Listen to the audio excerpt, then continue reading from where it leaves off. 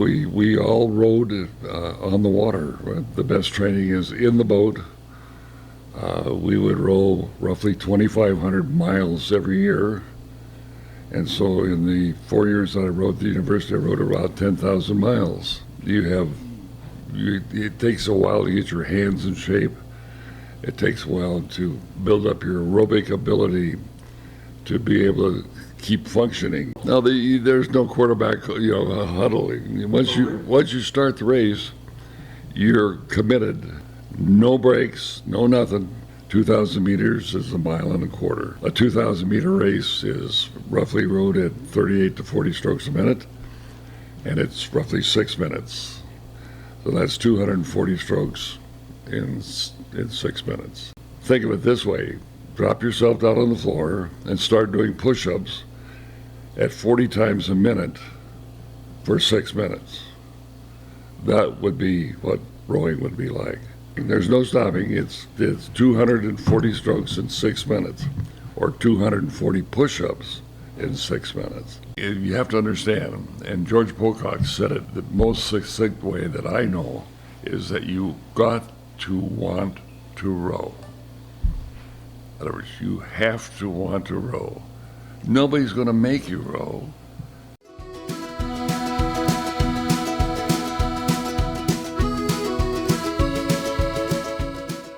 George Pocock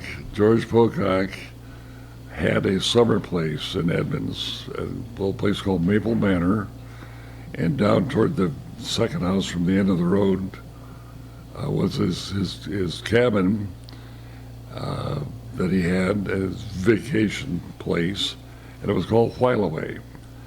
And from the edge of the bank, there was a bluff that he had built a trail that went down to Puget Sound.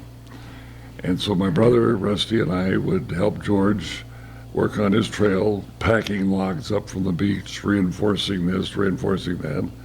And we were like 10 years old when I first knew George. And so we would swim in Puget Sound, and of course, he had the greatest pleasure of pushing us under the water, and of course, we tried to push him under the water, but we never were very successful at it. But the key, George, was at the end of the day, we'd come up the trail, and he had a little plaza or a little patio that had a bench that looked out over the Puget Sound to Possession Point, and he would sit and talk about rowing. And so besides having my father talk about rowing and listening to George talking about rowing, rowing wasn't a strange thing for us. We wanted to row because George was an excellent person to talk about rowing. He made it interesting, he made it beautiful. Of the beauty of a shell rowing together, the feeling that you have when you're in a boat like that, the camaraderie, the people that you meet.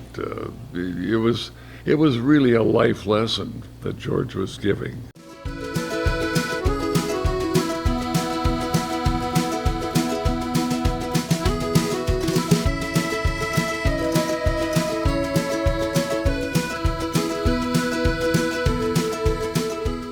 Rowing is perhaps the toughest of sports. Once a race starts, there are no timeouts, no substitutions. It calls upon the limits of human endurance. The coach must therefore impart the secrets of the special kind of endurance that comes from mind, heart, and body.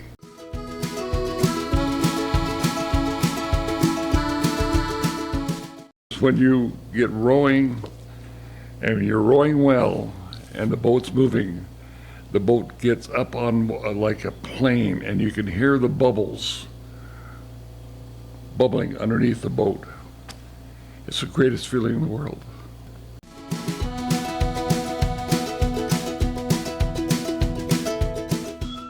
Good thoughts have much to do with good rowing. It isn't enough for the muscles of a crew to work in unison.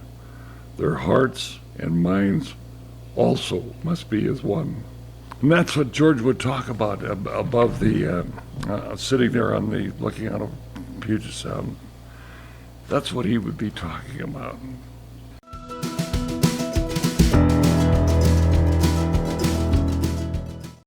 Harmony, balance, and rhythm. There are the three things that stay with you your whole life. Without them, civilization is out of whack.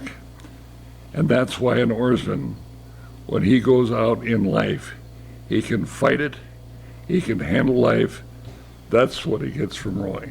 When he goes out in life, he can fight it, he can handle life, and that's what he gets from rowing. You learn to be tough.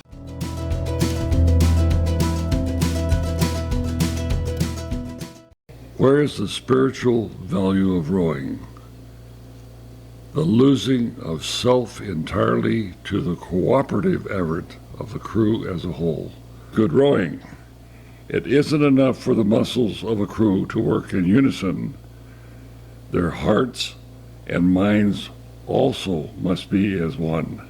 And you can talk about it all day long. I mean, I've listened to people talk about rowing, Pocock especially. It was a thrill to sit and listen to that man talk. And he had the most greatest British accent